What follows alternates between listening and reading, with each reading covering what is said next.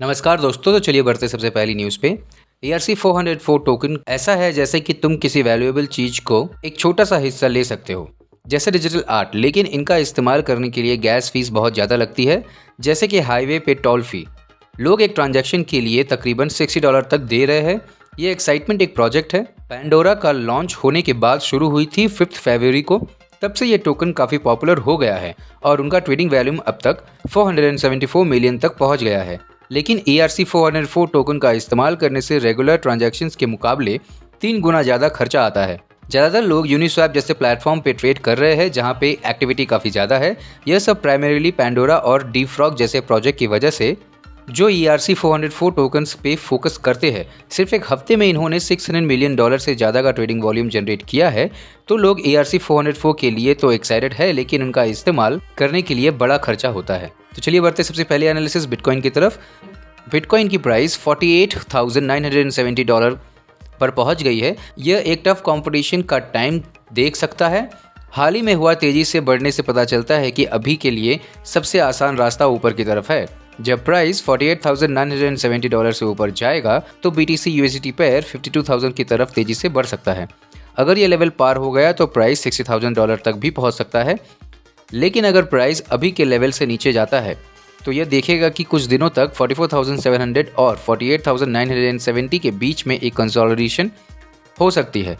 अगर 20-डे EMA को नीचे पुश किया जाता है तो शॉर्ट टर्म ट्रेंड कमज़ोर हो जाएगा। तेज़ी से बढ़ने से RSI ओवरबॉट जोन में चला गया है। 400 चार्ट पे यह दिखाता है कि नज़दीक में सुधार यानी कि करेक्शन हो सकता है। बेयर को 20-डे EMA के नीचे ले जाना होगा ताकि एक गहरा पुल बैक शुरू हो सके 50 सिंपल मूविंग एवरेज की तरफ।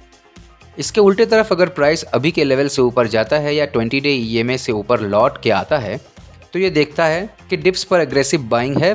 पैर फिर $48,970 से बाहर निकल सकता है और अगले बड़े रेजिस्टेंस $52,000 की तरफ जा सकता है।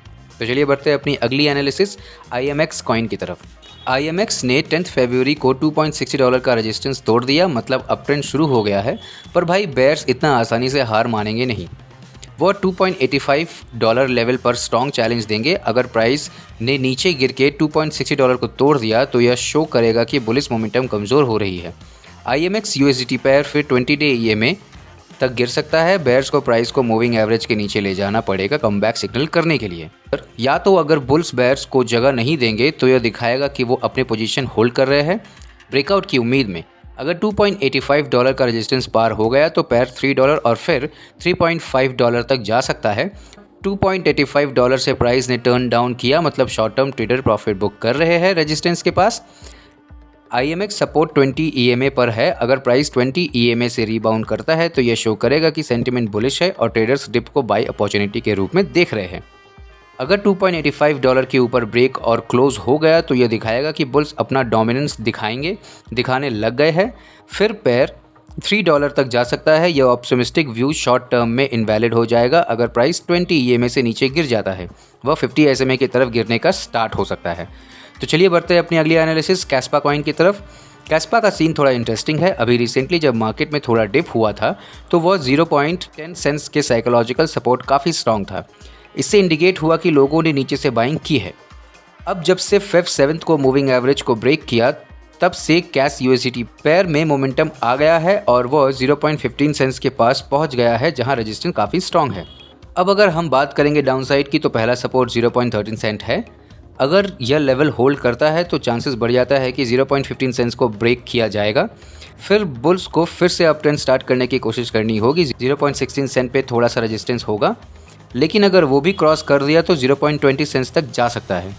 लेकिन अगर 0.13 सेंट्स को ब्रेक किया जाता है तो पैर 0.10 सेंट्स और 0.15 सेंट्स के बीच में रेंज बाउंड रह सकता है थोड़े टाइम के लिए। 4 आवर चार्ट में दिख रहा है कि पैर स्ट्रॉन्ग अप ट्रेंड में है। 20 EMA के क्रूशियल सपोर्ट है जो ऑब्जर्व करना जरूरी है। अगर प्राइस यहाँ से ऊपर जाता है फिर 20 EMA से रीबाउंड मिलता है तो यह दिखाएगा कि बुल्स पुल बैक पर भी बायर्स है। अगर 0.15 सेंट्स को क्रॉस किया जाता है तो नेक्स्ट अप ट्रेंड स्टार्ट हो जाएगा। अगर बेयर्स को अपसाइड रोकना है तो उन्हें 0.13 सेंट सपोर्ट को ब्रेक करना होगा। अगर ये हो जाता है तो सेलिंग बढ़ सकती है और पैर 50 SMA और बाद में 0.10 सेंट्स तक गिर सकता है। तो चलिए बढ़ते हैं अपनी अगली एनालिसिस टिया कॉइन की तरफ। टिया का रेट तो कुछ दिनों से ऊपर की तरफ बढ़ रहा है, पर $20.40 के लेवल पे थोड़ा रुक गया है। मूविंग एवरेजेस और RSI देख के तो लग रहा है कि बायर्स ही कंट्रोल में है। अगर अभी के लेवल से ज़्यादा गिर नहीं गया तो पेयर $20.40 के ऊपर जाने के चांसेस बढ़ जाएंगे। उसके बाद का टारगेट होगा $25। पर अगर अभी भी लेवल से नीचे जाके 20 डे SMA को तोड़ दे तो समझ जाना कि इन्वेस्टर पैनिक हो गया है, और अगर 50 डे SMA को भी तोड़ दे फिर ट्रेंड बेयरिश हो जाएगा। देखो, $20.40 का रेजिस्टेंस ओवरकम नहीं किया तो कुछ लोग प्रॉफिट बुकिंग कर लेंगे। इससे प्राइस 20 डे EMA से नीचे आ गई है, मतलब कि पुल बैक स्टार्ट हो गया है। अगर प्राइस अप ट्रेंड लाइन से बाउंस होता है तो फिर से $20.40 को क्रॉस करने की कोशिश करेगा। अगर वो काम हो गया तो फिर $21.14 और फिर $25 तक जा सकता है। लेकिन अगर अप ट्रेंड लाइन को ब्रेक कर दिया तो समझ जाओ कि बेयर्स कंट्रोल में आ गए हैं और प्राइस गिरा तो $15.60 तक जा सकता है। चलिए बढ़ते हैं अपनी अगली एनालिसिस XTX कॉइन की तरफ।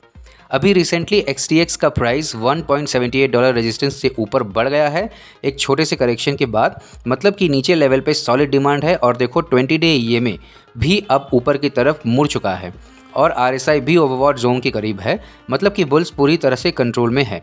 अब XTX USDT पेयर $2 का रेजिस्टेंस लेवल टच कर सकता है, जो कि एक स्ट्रॉन्ग हर्डल बन सकता है। अगर बायर्स इसे पार कर ले तो पेयर $3 तक भी बढ़ सकता है।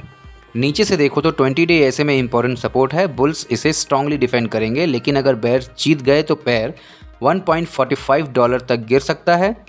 बुल्स डिप पे 20 डे EMA बाई कर रहे हैं, लेकिन $2 से $2.06 जोन में बेयर्स का बड़ा रेजिस्टेंस है। अगर प्राइस ऊपर से गिरा लेकिन 20 EMA पे सपोर्ट मिल गया तो चांसेस है कि रेजिस्टेंस को ब्रेक किया जा सकता है। पहला साइन की वीकनेस का होगा अगर 20 EMA को ब्रेक कर दिया जाए और क्लोज भी हो जाए। यह शो करेगा कि बुल्स का कंट्रोल कमज़ोर हो रहा है, तब पेयर 50 SMA की तरफ बढ़ सकता है।